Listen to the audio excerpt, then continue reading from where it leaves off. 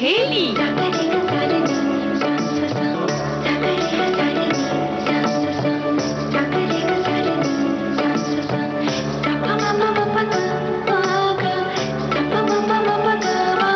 सखी सहेली।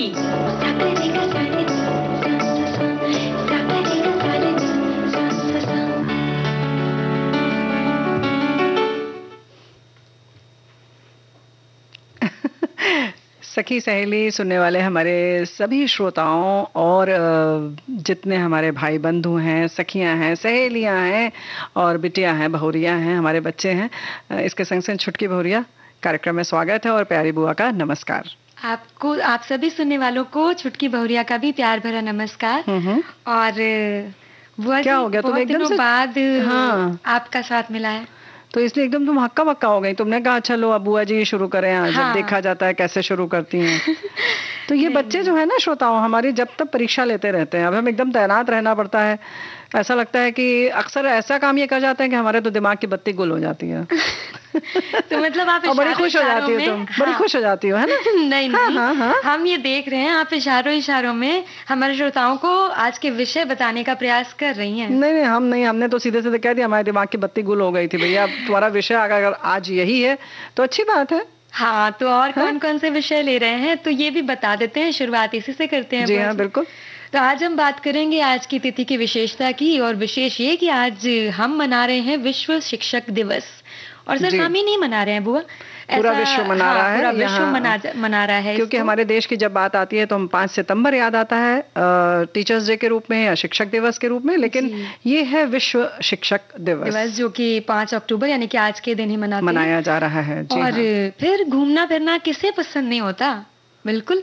तो फिर चलेंगे प्रकृति की गोद में बसे कौसानी की सैर कराएंगे हम अपने श्रोताओं को। जी हाँ, बिल्कुल कौसानी चलेंगे। और जहाँ बत्ती गुल होने की बात हुई थी तो भाई उसका विषय यही है कि आप समझ गए होंगे कि वो दिन याद करो में आज हम बात करेंगे जब बत्ती गुल हो जाती थी तो क्या होता था, और कैसे चीजें करते थे, क्या करते थे, कैसे मनोरंजन करते थे, इन सारी बातों के बारे में बात करेंगे। कभी मनोरंजन करते थे और कभी खुद ब खुद हो जाता था। अगर आप कहीं पार्टी में खाना खा रहे हैं तो रसगुल्ले के ऊपर रायता और पूड़ी के ऊपर खीर आ जाती थी, तो ऐसा भी होता था, है ना? ऐसी बातें होती हैं तो सामने एकदम चित्र सजीव हो जाता है। ऐसा तो भूख तो नहीं लग रही है ना? तुम कहोगे कि नहीं बुआ पहले हम कुछ खाएंगे तब आगे बढ़ेंगे।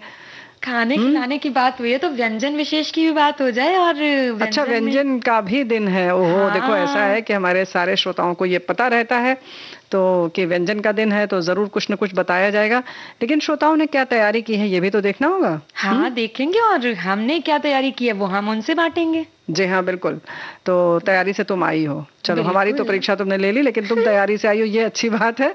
और वो दिन याद करो बत्ती गुल के बारे में तो बहुत सारे साथियों ने लिखा है, लेकिन शिक्षक दिवस की जब बात आती है तो जाहिर है कि जो हमारी परंपरा है, किस तरह से हम गुरु को एक सम्मान देते हैं, एक अलग ऊंचा ओहदा देते हैं, और बहुत तरह से बहुत बातें उनके बारे में कही गई हैं। दोहे हैं, चौपाइयाँ हैं, श्लोक हैं, और बातें जो हैं उससे शुरू करते हैं हमारे श्रोताओं की। ये भी हमारे बहुत अच्छे गुरु होते हैं।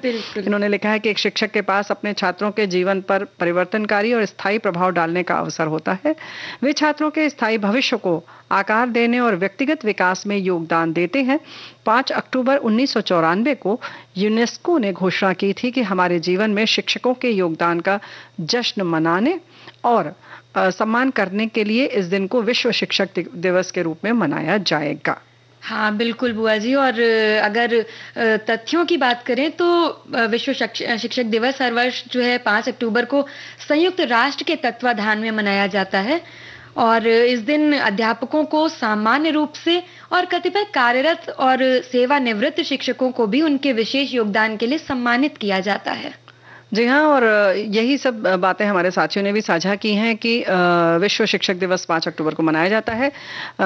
सम्मान का दिन है। यूनेस्को की सिफारिश ने शिक्षकों के अधिकारों, जिम्मेदारियों, आगे की शिक्षा, भर्ती, रोजगार और शिक्षण सीखने की स्थितियों के मानकों के संबंध में मानक निर्धारित करने में मदद की।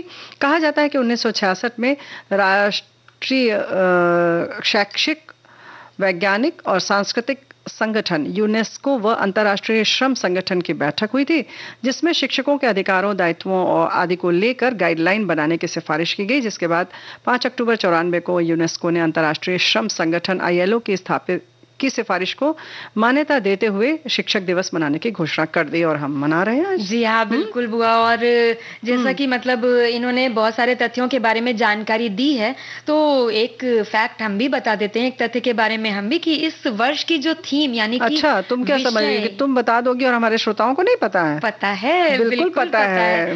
तो विषय की यदि बात करें तो इस वर्ष का विषय जो है वो ये रखा गया है कि हम जो शिक्षा चाहते हैं उसके लिए हमें जिन शिक्षकों की आवश्यकता है, तो ऐसे में शिक्षकों की कमी को दूर करने की वैश्विक अनिवार्यता, ये विषय रखा गया है। जी हाँ, क्योंकि शिक्षण जो है वो बहुत मूलभूत ज़रूरत है। हमारी ज़रूरत तो है ही, पूरे देश की ज़रूरत है, विश्व की ज़रूरत है। ऐसा नहीं कि भूख लगी है तो सिर्फ हमारे लिए ही भूख लगी है। इससे पूरा समग्र हमारे जो देश का विकास जुड़ा होता है, विश्व का विकास जुड़ा होता है। जब सब लोग शिक्षित होते हैं तो एक अलग तरीके के समाज की स्थापना हो जाती है। और एक मतलब कहा भी जाता है कि शिक्षा ही है पहला कदम जिससे कि हम संस्कारों की नींव डाल सकते हैं। तो ये बहुत जरूरी पहला कदम माना जाता है जीवन के लिए। तो इसके महत्व को देखते हुए जाहिर है कि जो बात रखी गई है कि शिक्षकों की कमी ना हो, क्योंकि हम चाह रहे हैं शिक्षा लेना और सभी को कोई चाह रहा है, अपने बच्चों को शिक्षित करना चाह रहा है, लेकिन क्या उस अनुपात में शिक्षक हैं? नहीं है। हाँ। इस विषय पर इस बार जो है मुख्य ध्यान होगा। बाकी जो विषय जो है हर बार के लिए वो तो रहेंगे ही कि कैसे नई नीतियां निर्धारित की जाएं ताकि और अच्छी शिक्षा, बेहतर शिक्षा आ सके, जो विकास में हमारे लिए बहुत सहयोगी हो सके। तो ये सारी चीजें तो हैं ही, और बाकी हम सब की जो जिम्मेदारी है वो तो हम बराबर उसकी चर्चा करते हैं। है ही। और कहा जाता है कि शिक्षक एक तरीके से मतलब कुम्हार की तरह होता है जो घड़े को, मिट्टी के बर्तन को आकार देता है, और वो जो चीजें डाल देता है दिमाग में, वो शायद उसका प्रभाव शायद ज्यादा होता है। क्योंकि हम देखते हैं छोटे छोटे बच्चों को, जब हम वो देखिए स्कूल जाते हैं और घर में आप उन्हें समझाती रहिए कि ये चीजें करनी है, ये नहीं करनी है, पर शायद एक बार को अनसुना कर देते हैं। लेकिन अगर वहां पर मिस ने या मैडम ने या सर ने कुछ कह दिया है तो वो पत्थर की लकीर बन जाना है। फिर आप कहते रहिए नहीं वो हमारी मिस ने कहा था। तुम अपनी बात कर रही हो, हम समझ रहे हैं, तुम्हारी मुस्कुराहट से पता चल रहा है। और ये जो तुमने कुम्हार वाली बात कही वो तो ठीक है कि मिट्टी से बनाते हैं, आकार देते हैं, लेकिन जो थपकी देते हैं ना वो बहुत महत्वपूर्ण होती है। तभी चिकनाई आती है, जो खुरदरापन होता है वो कम होता है, यानी सुघड़ता आती है। और शिक्षक हमारे बारे में हमारे साथी लिख रहे हैं कि विश्व शिक्षक दिवस भले ही भारतीय शिक्षक दिवस से अलग मनाया जा रहा है, लेकिन भारतीय शिक्षक दिवस की भावनाओं से ओतप्रोत अवश्य ही होगा। वैसे शिक्षकों का यह वैश्विक दिवस शिक्षण संस्थाओं में शिक्षा के लिए निर्धारित गुणवत्ता में सुधार लाते हुए पुनः गुरुकुल प्रणाली पर आधारित कर दे तो भारत के वैश्विक गुरु पहले की तरह ही बनने में कुछ विलंब नहीं लगेगा। फिर ये तो आज के दिन हर साल की तरह मनाया जाता होगा। देखें इस वर्ष क्या सुधार या परिवर्तन हो रहा है। बात आपने बहुत बड़ी कही है, ये बात सही है, लेकिन हम सबको अपनी जिम्मेदारी की ओर जरूर देखना होगा। और फिलहाल हमारी जिम्मेदारी है कि गीत सुन लिया जाए, है ना।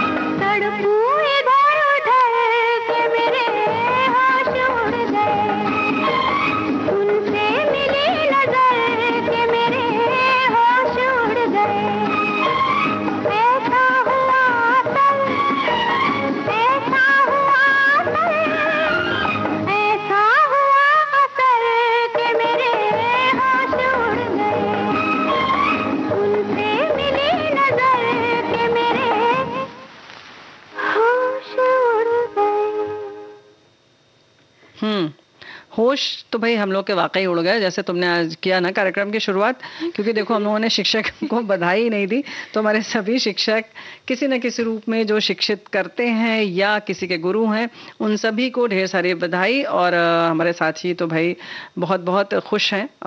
हमारे एक साथियों ने अपने अपने ढंग से अपना अपना संदेश लिखकर भेजा है। बुआ एक हमारे श्रोता हैं, उन्होंने लिखा है, शिक्षक हमेशा अपने अंदर की क्रोध और घृणा को किनारे कर सहनशीलता और अच्छे व्यवहार के माध्यम से हमारे जीवन में मार्गदर्शन करते हैं। हमारे जीवन का शिक्षक का बहुत ही बड़ा स्थान है, और एक शिक्षक के लिए एक विद्यार्थी कोरे कागज की तरह होता है, जिसको किसी भी प्रकार से ढाल सकते हैं। एक शिक्षक के परिश्रम के द्वारा ही हम में से कई लोग वकील, डॉक्टर, अधिकारी या सैनिक या कोई वैज्ञानिक बनता है। शिक्षक को एक ईश्वर की भांति ही माना गया है। उसका पद हमेशा आदरणीय होता है, इसलिए हम इतना जरूर कर सकते हैं कि हम उनका सम्मान करें। बिल्कुल सम्मान करना भी चाहिए। वैसे तो जितने भी हमारे बड़े हैं उनका सम्मान करना चाहिए, लेकिन जिससे भी आप सीखते हैं वो शिक्षक हो ही जाता है। जिससे आप कुछ ग्रहण करते हैं शिक्षा के रूप में, तो उसे भी सम्मान देना चाहिए, चाहे वो हमसे उम्र में बड़ा हो या छोटा। यहाँ पर बात आती है कि क्या उसने हमें दिया है और शिक्षक है कि नहीं हमारा। ऐसा नहीं कि आप बड़ों से ही सीखेंगे, छोटों से भी सीख सकते हैं। तो भाई हमने बहुरिया से सीख लिया है, आज छुटकी बहुरिया से, कि कैसे किसी को चौकन्ना कर दिया जाए। तो आज हम बिल्कुल सजग हैं, देखना अब हम जरा भी नहीं चूकेंगे। और हमारे साथी भी लिख रहे हैं कि भाई अगर बत्ती गुल हो गई तो फिर ये सुनने से तो दूर रह जाएंगे, क्योंकि वो मोबाइल ऐप पर सुन रहे हैं और मोबाइल ने बैटरी भी खर्च कर ली है, कुछ बातें कुछ गीत में। तो विश्व शिक्षक दिवस पर विशेष बधाई। एक शिक्षक के पास अपने छात्रों के जीवन पर परिवर्तनकारी और स्थायी प्रभाव डालने का अवसर होता है। वे छात्रों के स्थायी भविष्य को आकार देने और व्यक्तित्व विकास में योगदान देते हैं। बिल्कुल। और जैसा हम अभी इतनी देर से बात कर रहे हैं, हमारे सभी श्रोता बंधु भी और सब साथी सुनने वाले जितने हैं, सब वो भी बता रहे हैं, अपने अपने विचार साझा कर रहे हैं हमसे।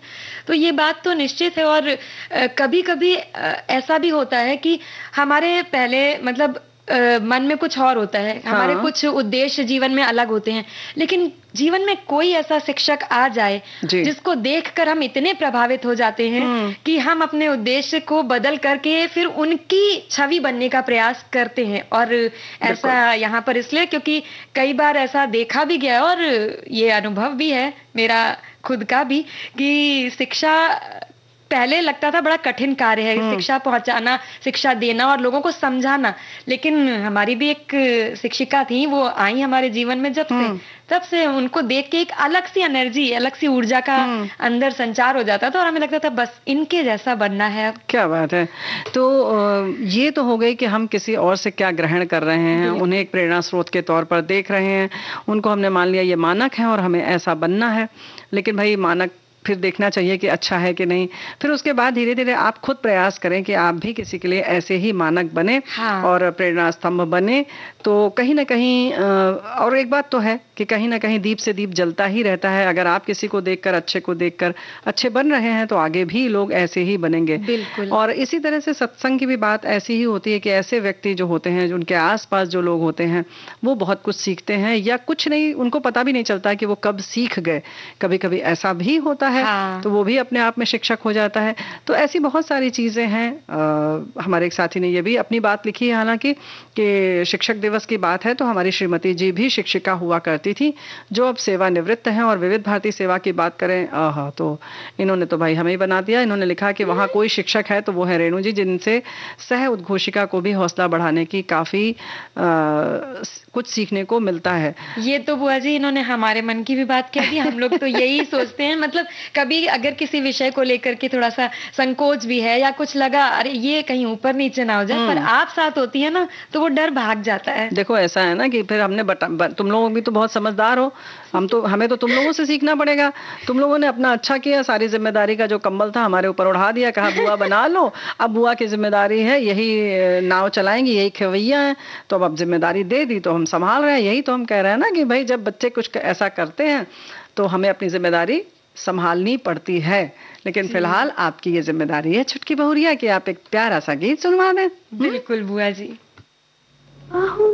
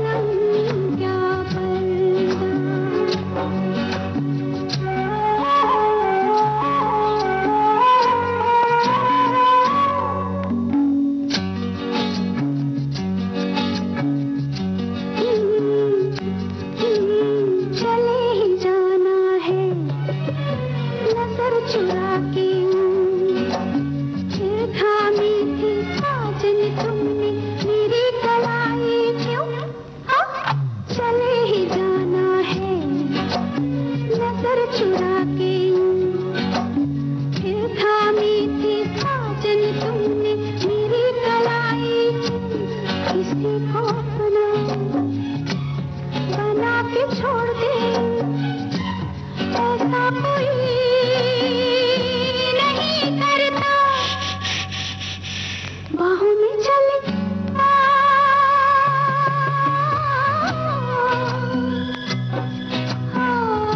हमसे सनम क्या पर्दा,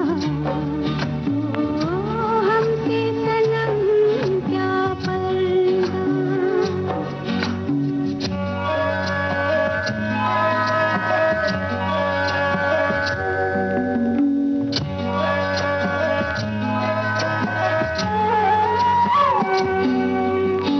कभी कभी कुछ तो कहो किया हमसे, कम से कम आज तो खुल के मिलो जरा हमसे।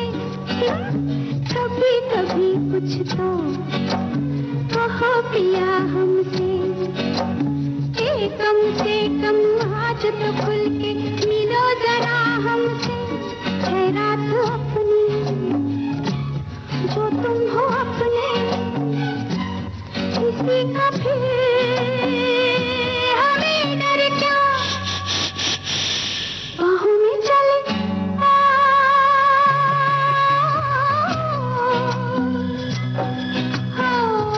हमसे सनम क्या पर्दा,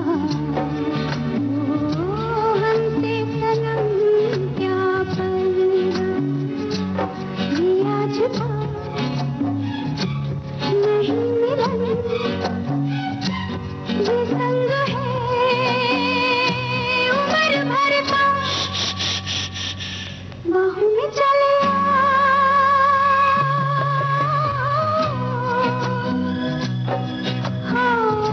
हमसे सनम क्या पर्दा, हमसे सनम क्या पर्दा। तो भाई देखो, ऐसा है कि घूमने उमने जब जाएं हैं तो थोड़ा मज़े लेके घूमा जाए, और ख़ास तौर से जो हाँ आज हम चल रहे हैं वो ऐसी जगह है कि कपड़े का थोड़ा सा ध्यान रखना ज़रूरी है। अगर मौसम ऐसा है, थोड़ी ठंड ज़्यादा है, तब थोड़ा ध्यान रखें, है ना।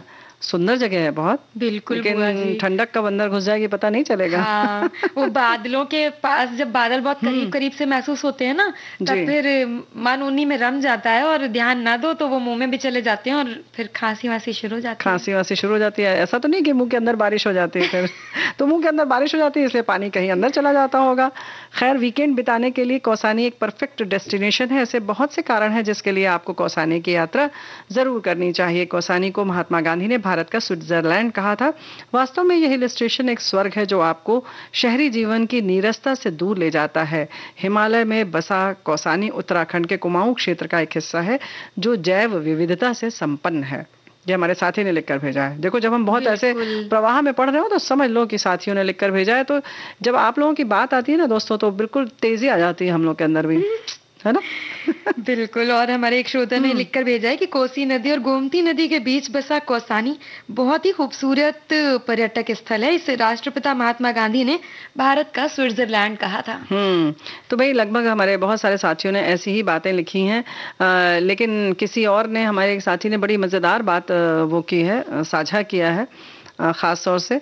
हालांकि उससे पहले ये बता दें कि हिमालय की खूबसूरती के दर्शन कराता कौसानी पिंगनाथ चोटी पर बसा है। यहाँ से बर्फ से ढके नंदा देवी पर्वत की चोटी का नज़ारा बड़ा भव्य दिखाई देता है। कोसी और गोमती नदियों के बीच बसा कौसानी, ये भी यही लिख रहे हैं, स्विट्जरलैंड कहलाता है। यहाँ के खूबसूरत प्राकृतिक नज़ारे, खेल, धार्मिक स्थल पर्यटकों को अपनी ओर आकर्षित करते हैं। तो चलिए हम लोग भी घूमने चलते हैं और बता देते हैं कि कौसानी उत्तराखंड राज्य के अल्मोड़ा जिले से 53 किलोमीटर उत्तर में स्थित है, और ये भारत का खूबसूरत पर्वतीय पर्यटन केंद्र जितने हैं उनमें से एक बहुत ही खूबसूरत माना जाता है, और हिमालय की खूबसूरती के दर्शन कराता है। और जैसा कि हमारे श्रोताओं ने लिखा है कि पिंगन चोटी पर बसा है, और यहाँ से ना बर्फ से ढके नंदा देवी पर्वत की चोटी का नज़ारा बड़ा ही सुंदर दिखता है बुआ जी। बिल्कुल सही बात है। और अगर इसकी स्थिति और इतिहास की बात की जाए तो ये जगह समुद्र तल से लगभग 6075 फीट की ऊंचाई पर बसा हुआ है। विशाल हिमालय के अलावा यहाँ से नंदाकोट, त्रिशूल, नंदा देवी पर्वत, इन सब के नज़ारे बहुत देखते ही बनता है, मतलब भव्यता उसकी देख के मजा आ जाता है। जी बुआ जी। और ये पर्वतीय शहर चीड़ के घने पेड़ों के बीच एक पहाड़ की चोटी पर स्थित है। यहाँ से सोमेश्वर, गरुड़, और बैजनाथ कत्यूरी की सुंदर घाटियों का भी अद्भुत नजारा देखने को मिलता है। और ऐतिहासिक दृष्टि से भी बहुत महत्वपूर्ण है। काफी पहले अल्मोड़ा जिले का हिस्सा था और वलना नाम से जाना जाता था, जो कि कत्यूरी के राजा बैचल देव के क्षेत्राधिकार में आता था। वर्तमान में कौसानी एक प्रमुख पर्यटन स्थल है और यहाँ पूरे साल जो है सैलानियों का तांता लगा रहता है। हाँ, यहाँ पर घूमने की बहुत सारी जगह भी है ना, अलग अलग, जहाँ आप अपनी रुचि के अनुसार जा सकते हैं। साहित्य प्रेमियों के लिए तो बहुत ही, मतलब कहना चाहिए एक तरीके से देवस्थल के जैसा है। अच्छा। कि क्योंकि यहाँ पर महान हिंदी रचनाकार सुमित्रानंदन पंत का घर है, जो कि अब संग्रहालय में बदल दिया गया है और बहुत ही अच्छा अनुभव देता है। और क्या क्या जगह है यहाँ पे घूमने के लिए? यहाँ पर कौसानी से आप ग्वालदम भी जा सकते हैं। ये वो जगह है जहाँ कुमाऊं और गढ़वाल आपस में मिलते हैं, और यहाँ पर बहुत सारे सेब के बागान भी हैं।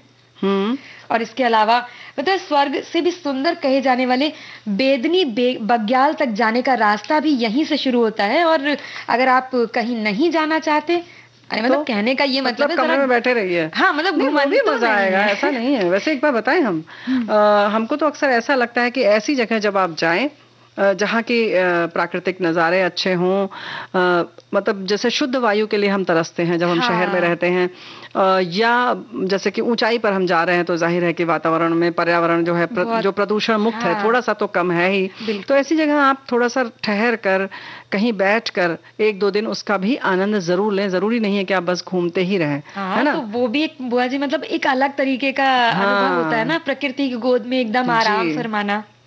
तो और क्या घूमने की जगह है यहाँ पर? वायु मार्ग और इन सब की तो जगह हम बता देंगे, लेकिन चीजें बताई हैं हम लोगों ने। और कौसानी जाने की अगर बात की जाए बुआ जी, तो कैसे जाएंगे भाई? देखो ऐसा है, हवाई यात्रा से भी आप मतलब कर सकते हैं, रेल यात्रा भी कर सकते हैं, सड़क मार्ग से भी जा सकते हैं। सुविधा के हिसाब से आप अपना माध्यम चुनें। और वायु मार्ग की बात करें तो कौसानी का निकटतम हवाई अड्डा जो है वो पंतनगर है, जो कौसानी से 178 किलोमीटर की दूरी पर है।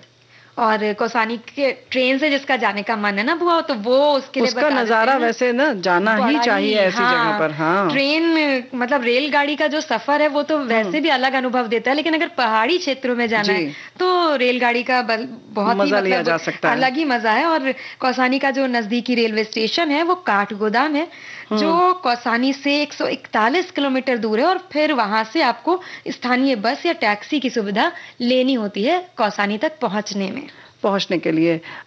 ये हम बार बार जैसे कह रहे हैं कि पर्यटन स्थल है, तो यहाँ पर घूमने के साथ साथ ठहरने की भी बहुत अच्छी व्यवस्था है। बर्फ का आनंद उठाना चाहते हैं तो दिसंबर से फरवरी के बीच जरूर जाएं। लेकिन बात फिर आती है कि ये निर्भर करता है कि बर्फ गिरेगी नहीं गिरेगी, आपको दर्शन देगी नहीं देगी, आनंद देगी कि नहीं देगी। क्योंकि अक्सर ऐसा सुनने में आता है कि बोले कि 10 दिन हम रह के आए लेकिन हमें बर्फबारी का मजा नहीं मिला। कुछ लोग 2 दिन के लिए जाते हैं और उन्हें मिल जाता है। वैसे मार्च, अप्रैल और सितंबर, अक्टूबर के महीने में जो खुले आसमान होते हैं तो अच्छा लगता है। इसके साथ साथ बाकी नज़ारे जो होते हैं, मतलब वैसे प्रकृति की अगर हम बात करें तो अलग अलग समय अलग अलग उसकी सुंदरता होती है, लेकिन जब मौका आता है तो अंतराल भी लेना पड़ता है।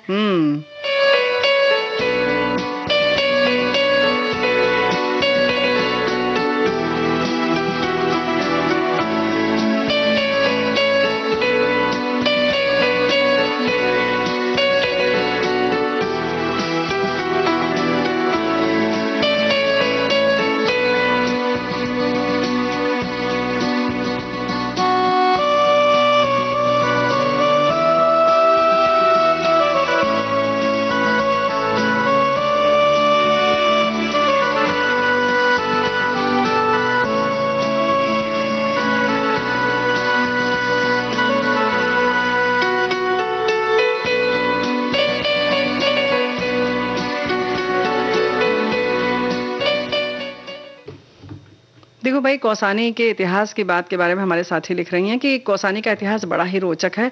पर्यटन स्थल कौसानी के बारे में कहा जाता है कि इस स्थान पर महाभारत काल में कौशिक मुनि ने कठोर तप किया था, इसलिए इस स्थान का नाम कौसानी रखा गया। प्रसिद्ध भारतीय कवि सुमित्रानंदन पंत जो कि सन 1900 में कौसानी में पैदा हुए थे।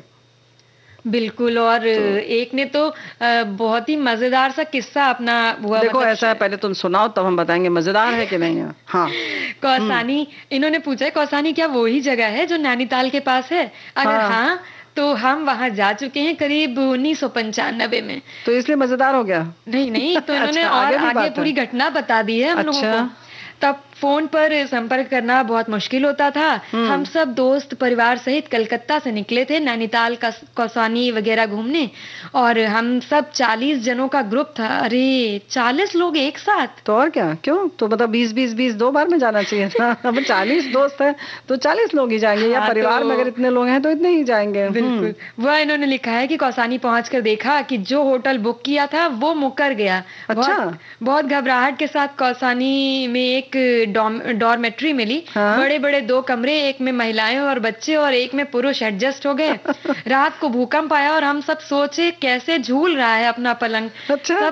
सब सही रहा, कुछ खैर नुकसान नहीं हुआ, ये तो अच्छी बात है। पर घर वाले चिंतित थे, जिसका हमें पता नहीं था कि यह खबर पेपर में छपी है। 3 दिन बाद लखनऊ पहुंचकर फोन की व्यवस्था हुई और कॉल बुक करके एक मित्र ने अपने घर पर बात करी। वो ही सबके घरों में समाचार पहुंचा देते थे। वो बोले, अरे तुम सब ठीक हो, कोई खबर नहीं मिली। तो हम सब परेशान थे। ओहो हो। तो भाई कहना चाहिए 2 भूकंप एक साथ उनकी जिंदगी में आ गया। एक तो मतलब प्राकृतिक भूकंप था ही, लेकिन उससे पहले जो होटल वाला मुकर गया, हो सकता है कि उसके पास मुश्किल, मतलब 40 लोगों के हिसाब से कमरा नहीं रहा होगा ना। हाँ, छोटी सी जगह है, ये बात तो है कि बहुत छोटी सी जगह है, ये सब जानते ही हैं। तो ऐसा ऐसा मौका आता है, तो ऐसे ऐसे मौके पर क्या क्या करना चाहिए? बहुत सारी चीजें होती हैं, घूमने फिरने का आनंद लीजिए। और मतलब अब जब डोरमेट्री का इंतजाम हो गया, तब थोड़ा मतलब कभी कभी देखिए, जब अपना एकदम परिचित जगह नहीं है तो कभी कभी आपको उसके साथ, परिस्थितियों के साथ सामंजस्य तो बिठाना ही पड़ता है। कभी कभी नहीं, हमेशा बिठाना चाहिए पड़ता है। और इसलिए बिल्कुल सजग रहें। परेशानी आती जरूर है, लेकिन हमें लगता है कि जैसे इन लोगों ने एक पूरे डॉर्मेट्री में रात गुजारी होगी, दिन गुजारा होगा, उसका मजा ही अलग होगा। क्योंकि ऐसे मौके पर क्या होता है कि फिर कुछ ना कुछ बातें अच्छी होती हैं, मजेदार होती हैं। कोई नाराज हो जाता है, कोई खुश रहता है, अंताक्षरी खेली जाती है, तो तरह तरह के जो है खेल अलग अनुभव होते हैं। ये भी, और जीवन पर्यंत ये यादें मतलब याद रहती हैं हमेशा। देखो तभी तो उन्होंने लिखा ना, आज लिखा है, इनको याद थी ये बात। हालांकि इस तरीके की दिक्कत आती है जिस समय, या परिवार के सदस्य जो थे दूर, उनको कितनी परेशानी हुई होगी, उनका कितना दिल घबराया होगा, ये बात तो वाकई जब भी याद करते होंगे तो परेशान होते होंगे। लेकिन आज हम लोग बात कर रहे हैं कि वो दिन याद करो। आज आप फिर वो दिन याद करिए जब किसी खास मौके पर या किसी ऐसे समय में बिजली चली गई और बत्ती गुल हो जाती थी। पहले बहुत ज्यादा होती थी, धीरे धीरे कम होने लगी है, तो क्या क्या होता था, है ना? बिल्कुल बुआ। और वो यादें अगर बचपन से जुड़ी हो तो चेहरे पर बरबस मुस्कान आ ही जाती है। तो आज यादों के झरोखे से हम ताका-झाकी कर रहे हैं उन दिनों की जब बत्ती चली जाती थी तो क्या करते थे। और साथ में जब अगर ये रात का समय हुआ, दिन में तो कोई बात नहीं, चलिए अपने अपने काम में सब व्यस्त हैं, चाहे वो बच्चे हों चाहे बड़े हों। लेकिन अगर ये समय रात का होता था तो बत्ती के साथ साथ हमारी नींद भी गुल हो जाती थी। बिल्कुल। और फिर पिटारा खुल जाता था पुराने किस्सों का या कहानियों का, मनोरंजन का एक तरीके से कहें, क्योंकि उस वक्त सोशल मीडिया तो था नहीं बुआ। और गर्मी की रात अगर हो तो फिर तो अलग ही मजा देखो होता। भाई ऐसा है कि हो क्या मतलब क्या हुआ ये बताओ। हमारे साथियों ने बहुत कुछ लिखकर भेजा है ना, तो हम लोग उसकी बात करेंगे। वैसे हमारे साथी ने लिखा है कि 35 साल पहले की घटना याद आ गई। हम भोपाल में बहुमंजिला अपार्टमेंट में रहते थे। गर्मी के दिनों में चित्रहार के समय बत्ती गुल हो गई, तो हम बच्चे घरों से निकलकर कॉमन छत पर खेलने पहुंचे, तो वहां सफेद साड़ी में एक औरत को बैठा हुआ देखा। अंधेरा था, हम डर कर भाग खड़े हुए। अगले दिन पता चला कि सामने वाले घर में रहने वाली अम्मा जी गर्मी की वजह से वहां बैठी थी। डर के मारे हम सब बिना देखे भाग आए, बाद में खूब हंसे। तो जाहिर है कि ऐसे ऐसे वाकये हो जाते हैं, हो जाया करते थे। और एक हमारे श्रोता ने वो लिखा है कि हमारे यहाँ जबलपुर में मुझे वो दिन भी याद है जब 2002-2003 में प्रतिदिन शाम को बिजली कटौती होती थी। 2 घंटे ब्लैकआउट हो जाता था ना, सिर्फ घर बल्कि सड़क और हर जगह घना अंधेरा होता था। रात रात भर अंधेरा रहता था और भरी गर्मी में महिलाएं अपनी साड़ी के पल्लू से हवा करके बच्चों को सुलाने की कोशिश करती थी। बहुत ही भयानक समय था, लेकिन अब ना तो ऐसा बिजली संकट है और ना ही ऐसी कटौती। हाँ, ये बात तो है कि विकास की जिस मतलब हम सीढ़ी चढ़ रहे हैं, विकास की जो सीढ़ी चढ़ रहे हैं, उसमें कटौती में बहुत कमी आई है। लेकिन हाँ, बहुत सारी बातें हैं कि ये भी लिख रहे हैं हमारे साथी कि 20 साल पहले बिजली की स्थिति हमारे प्रांत में बहुत बदतर थी। शाम को 1-1.5 घंटा, कभी कभी 2 घंटा से भी अधिक लोड शेडिंग के कारण बिजली की कटौती की जाती थी, के बहाने इन्होंने लिखा है। और दोपहर से ही लालटेन में केरोसिन तेल भरकर लैंप से शीशे को साफ करके रख दिया जाता था। हम खाना भी जल्दी जल्दी बना लेते थे। शाम को छत पर पानी का छिड़काव करके बिस्तर भी लगा दिया जाता था और सारा परिवार का बसेरा छत पर हो जाता था। बच्चे पढ़ाई करते, माँ सब हाथ में ताड़ का पंखा लेकर झलती रहती थी। उसके बाद खाना पीना सब रात में वहीं होता था। बच्चों को तो बड़ा मजा हो जाता था। छत पर पिकनिक जैसा माहौल हो जाता था। सभी बच्चे दादी माँ के पास जाकर लेट जाते थे। बड़ा सुखद माहौल हो जाता था। अब तो सबके घर में इन्वर्टर है। केरोसिन के लालटेन लैंप तो खत्म ही हो गए। अब पॉकेट ट्रांजिस्टर का जमाना आ गया था और विविध भारती बजता रहता था। क्या बात है। मतलब देखिए, हर विषय से विविध भारती जुड़ा ही रहता है अपने श्रोताओं के साथ। और लालटेन की बात करिए तो हमारे एक श्रोता ने भी अपना एक अनुभव साझा किया है। मतलब उनका भी संस्मरण है कि बचपन में जब बत्ती गुल होती थी और अगर उस समय चांदनी रात का पखवाड़ा होता था तो हम सभी छत पर या आंगन में बैठ जाते थे। बत्ती गुल होने के समय चांदनी रात का नजारा ही कुछ और होता था। और अगर परीक्षा का समय होता तो घासलेट से जलने वाली 2 लालटेन मेरे घर में थी, उन्हें जलाकर पढ़ाई करते थे। लालटेन आज भी रखी है पर अब उनका उपयोग कहाँ हो सकता है। 90 के दशक में तो घंटों बिजली गुल रहती थी और उसी समय रिचार्जेबल बैटरी से जलने वाली लाइटों का दौर शुरू हुआ था। जो कुछ सालों तक चला। अब वो दौर भी निकल गया। अब इन्वर्टर का युग आ गया। बत्ती गुल भी बिल्कुल ना के बराबर होती है। जी हाँ, बल्कि वो इमरजेंसी लाइट आती थी जिसमें ट्रांजिस्टर भी होता था, पंखा भी होता था, बहुत सारी चीजें उसमें होती थी। तो बहुत बहुत प्रयोग व्यापारियों ने भी किए, उन्होंने भी हमारे मदद की और बहुत तरीके की चीजें इजाद हुई ऐसे मौके पर। हमारे साथी लिख रहे हैं कि वो दिन याद करो जब बत्ती गुल हुई। बचपन में मैं तो जब बत्ती गुल हो जाती थी तो बहुत डर लगता था मुझे। अच्छा भी लगता था। चलो अब तो पढ़ाई से छुट्टी, और सो जाते थे। नींद ना आने पर भी सोने की एक्टिंग करते थे, क्योंकि जब तक पापा जागते थे तब वो कहकर नहीं देते थे कि सोने के लिए, तब तक किताब लिए उनका कहना था कि पढ़ने के लिए बैठे रहना ही पड़ता था।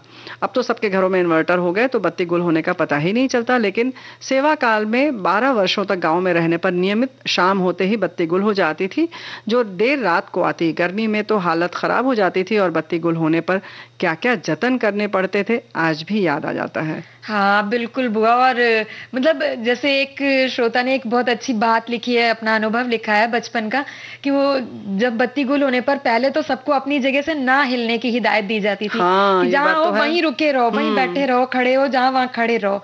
और फिर मोमबत्ती, लालटेन, माचिस आदि की खोज शुरू हो जाती थी। फिर लालटेन के इर्द गिर्द बचे हुए कामों को समेटने की कोशिश की जाती थी।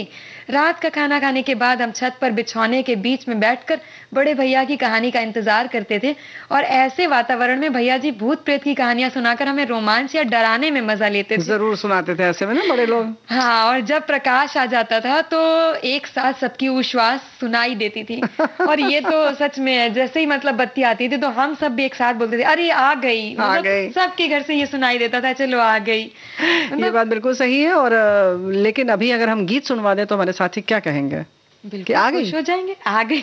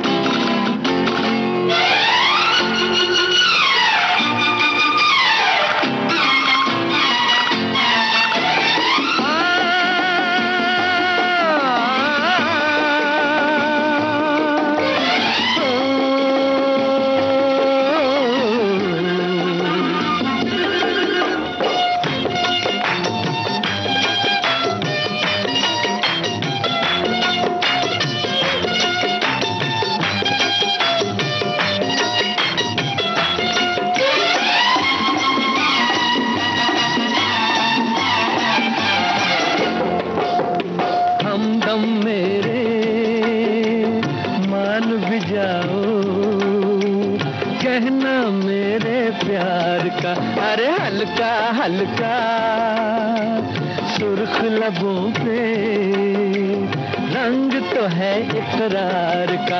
अरे हमदम मेरे मान भी जाओ, कहना मेरे प्यार का। अरे हल्का हल्का सुर्ख लबों पे रंग तो है इकरार का, अरे हमदम मेरे।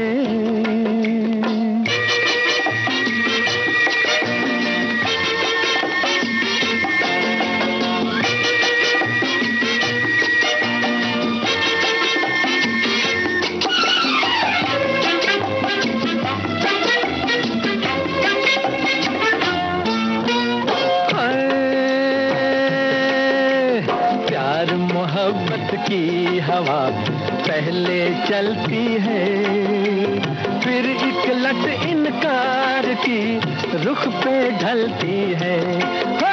प्यार मोहब्बत की हवा पहले चलती है, फिर एक लट इनकार की रुख पे ढलती है। ये सच है कम से कम तो ऐ मेरे सनम, लटे चेहरे से सरकाओ तमन्ना आंखें मलती है। हाय हमदम मेरे मान भी जाओ, कहना मेरे प्यार का, अरे हल्का हल्का सुर्ख लबों पे रंग तो है इकरार का, अरे हमदम मेरे।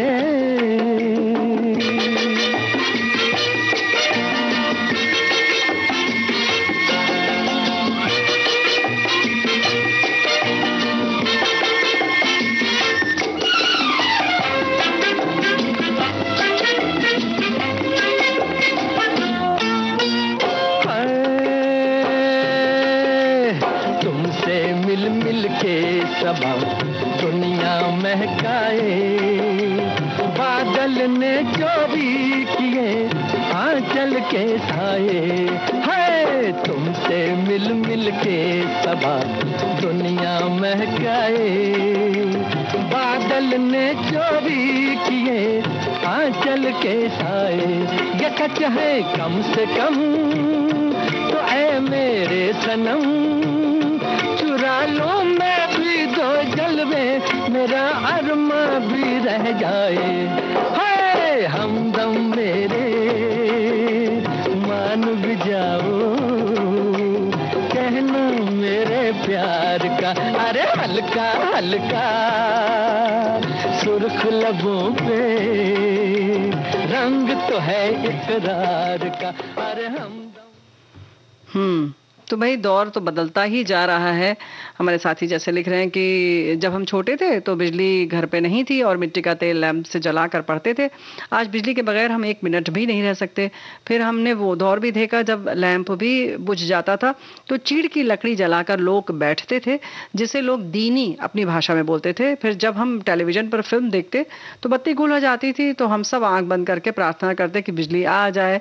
कभी कभी हम हवा तेज होती तो 5-6 दिन लाइट नहीं होती, जब आती तो दिल खुश हो जाता जैसे कुछ खोया हुआ मिल गया हो। बिल्कुल, ये सभी लोगों ने अनुभव किया होगा नहीं बुआ जी, क्योंकि ये चीज ऐसी होती थी। और कभी कभी अगर टेलीविजन देख रहे हो, कुछ पसंदीदा कार्यक्रम चल रहा हो, तब तो ऐसा लगता था जैसे पता नहीं कौन सी सजा सुना दी गई, लाइट चली गई, बत्ती गुल हो गई, अब जाने कैसे। क्योंकि पहले के समय में वो चीजें वापस से प्रसारित नहीं की जाती थी, तो एक बार जब छूट गया तो उसके बारे में कुछ पता नहीं चलता था। जी, आज की तरह नहीं कि दिन में 4 बार आ रहा है, 6 बार आ रहा है, देख लेते थे, रिपीट देखते ही जा रहे, रात में 2 बजे भी उठ के लोग देख सकते हैं। और पहले ऐसा होता नहीं था। बिल्कुल सही बात है। हमारे एक श्रोता ने भी लिखा है कि जिंदगी को आसान बनाने के लिए इंसान ने जितने भी आविष्कार किए हैं उनमें से सबसे अहम है बिजली। यह आधुनिक दौर की लाइफलाइन है। बिजली के बिना आज जीवन की कल्पना असंभव सी लगती है। अगर सिर्फ एक घर की बत्ती गुल हो जाती है तो घर का सारा काम ठप हो जाता है। ऐसे ही 2006 में आई बाढ़ ने मेरे शहर की बत्ती 3 दिनों तक गुल कर दी थी।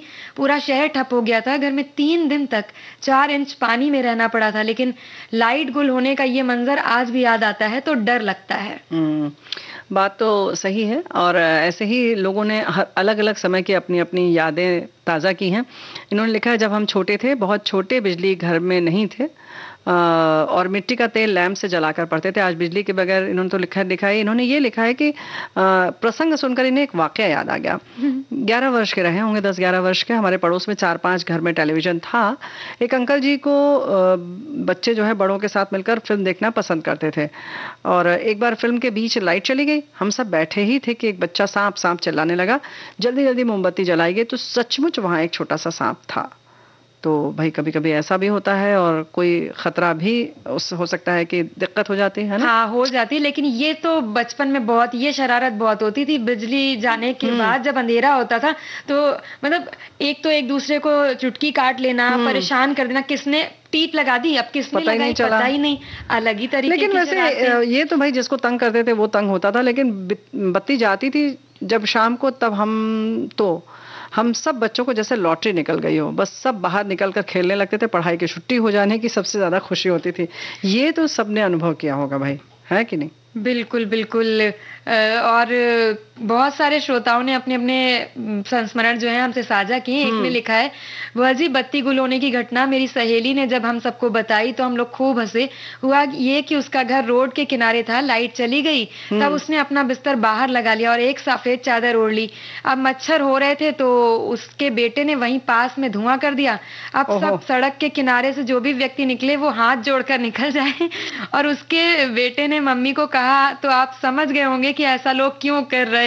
ओफो भाई, ऐसा तो नहीं कि मतलब ऐसी ज्यादा हो गया, ये तो गड़बड़ हो गया भाई। हाँ, ऐसी ये तरह की शरारतें थोड़ा सा मतलब लगता है कि ये कभी कभी थोड़ा सा खतरनाक भी हो सकती हैं। और कई बार ऐसा होता है, और ये चीजें मतलब बत्ती चली जाए तो लोग ऐसे अलाव जला करके बिस्तर के किनारे, कई बार ऐसी भी घटनाएं बुआ देखने और सुनने में आती हैं कि बिस्तर ने आग पकड़ ली और फिर उसमें नुकसान हुआ, जले भी। या ढिबरी वगैरह जैसे होती थी ना, एक तो ढिबरी जलती थी, वो तो हमारे साथियों ने लिखा ही नहीं कि वो जो छोटी छोटी शीशियां आती थी उसके ढक्कन में थोड़ा सा छेद कर देते थे छोटा सा, और कपड़े की बत्ती बनाकर और उसमें लगाते थे, केरोसिन का तेल डाल के जलाया जाता था जी। और वो कभी कभी अगर रात में जलती रह गई और कहीं से उसने कोई गद्दा, तकिया या कोई पर्दा या किसी की साड़ी पकड़ ली, तो उससे बहुत बड़े बड़े खतरे हुए हैं। तो खैर अब वो समय नहीं है, लेकिन आजकल भी जो हम लोग इन्वर्टर आदि के साथ के अलावा सर्दी के दिनों में जो हीटर आदि जलाते हैं गर्म करने के लिए कमरे को, तो उसके बारे में एहतियात जो है वो रखना बहुत जरूरी है ना? बिल्कुल। और हमारे एक श्रोता ने लिखा भी है कि घर के हर बड़े सदस्य के पास एक टॉर्च जरूर हुआ करती थी उस समय पर, और टॉर्च लेकर ही चलते थे। मुझे नहीं लगता कि अब घर में किसी के पास टॉर्च हो, अब तो सबके हाथ में ऑलराउंडर स्मार्टफोन आ गया है। तो बात तो सही है, टॉर्च बड़ा कम मिलती है, लेकिन अच्छा लगता था ना, टॉर्च अच्छी लगती थी बुआ। और हमारे पास भी एक बड़े स्टील वाली आती थी। हाँ, और एक नई आई थी उस समय जब हम छोटे थे, तो बड़ा सा गोल गोल उसमें आगे का फोकस लगा था, और जब उसको मतलब जलाते थे आसमान की तरफ, तो हमारे चाचा हम लोगों को, मतलब छोटे थे तो वो बहलाने के लिए कुछ भी बच्चों को सुना दे, कहते ये देखो इससे पता है ये रॉकेट जैसे जाता है ना, वैसे आसमान में तारे तक जाया जा सकता है। और हम लोग सोचते थे सच में ऐसा हो सकता है, मतलब बहुत छोटे थे, कितना सताए भी तुम बहुत बड़े तक ऐसा ही सोचती थी। तुम्हें तो अब में लगता है अभी भी हम कुछ दिखा देना छुटकी तो तुम ऐसे ही सोचोगे कि ये चला ही जाएगा रॉकेट में। इसे ज्यादा बुआ लोगों पर भरोसा मत करा करो, चाचा पर कर लिया ठीक है। वैसे हमारे एक साथी ये भी लिख रहे हैं कि power cut in our childhood, इन्होंने लिखा बचपन में एक मजा होता था, उसको हम लोग बहुत रोचक होता था। हमारे लिखा कि घर का दरवाजा हमेशा खुला रहता था उन दिनों, लेकिन जब बिजली जाती थी तो हम लोग एक साथ आ जाते थे, बच्चे बड़े सब लोग, जितने बड़े भी होते थे वो भी, और अंताक्षरी खेलते थे और खूब गपशप करते थे। इन्होंने ये भी लिखा है कि रिलैक्सिंग होता था, बहुत ज़रूरी होता था ये ब्रेक, इन्होंने अंग्रेजी में लिखा है। और एक परीक्षा के समय में मम्मी जो है वो कंदील और लेकर बैठती थी ताकि हम लोग जगते रहें और हमारी सुरक्षा का पूरा ख्याल रखती थी। मोमबत्ती, इन्होंने लिखा कैंडल लाइट डिनर होता था और वो वाकई बहुत रियल थिंग होती थी। और इन्होंने लिखा है कि अब हमें अपने देश पर गर्व है कि हमने ये तरक्की कर ली है और पावर कट जो है वो नहीं हो रहा है लगभग। अब एक पावर कट होना एक इतिहास हो गया है टाउन और ख़ास तौर से टाउन्स में, और इन्हें लगता है कि कोई ऐसा अब गाँव नहीं होगा जहाँ पर भी पावर कट होता होगा। तो उम्मीद है कि अब भविष्य में कोई भी, मतलब सारे गांव जो होंगे बिना पावर कट के होंगे। तो इन्होंने ये संदेश लिखकर भेजा है, बहुत बहुत धन्यवाद। बिल्कुल, और क्या हुआ। और तुम गीत सुनाने की ओर बढ़ रही हो, क्या करने की ओर बढ़ रही हो? हाँ, अब गीत सुनाएं और हाँ बिल्कुल, पहले सुना दो, फिर उसके बाद अब तब करना। हाँ ठीक है।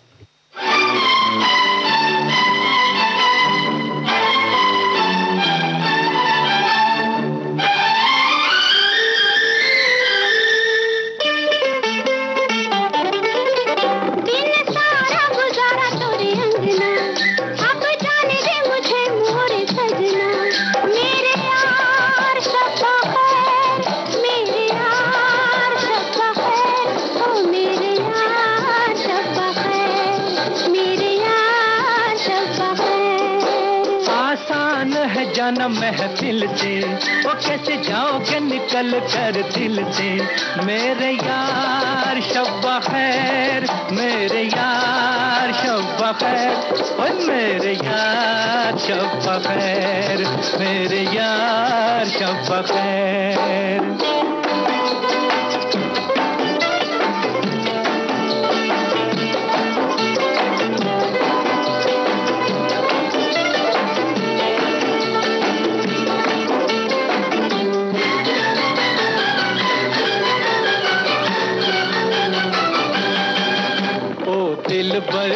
दिल तो कहे तेरी राहों को रोक लूं मैं, ओ दिल तो कहे तेरी राहों को रोक लूं मैं। आई बिरहा की रात अब बतला दे क्या करूं मैं, आई बिरहा की रात अब बतला दे क्या करूं मैं। याद आएंगी ये बातें तुम्हारी, तड़पेगी मोहब्बत हमारी। मेरे यार शब्बा खैर, मेरे यार शब्बा खैर, मेरे यार शब्बा खैर, मेरे यार शब्बा खैर।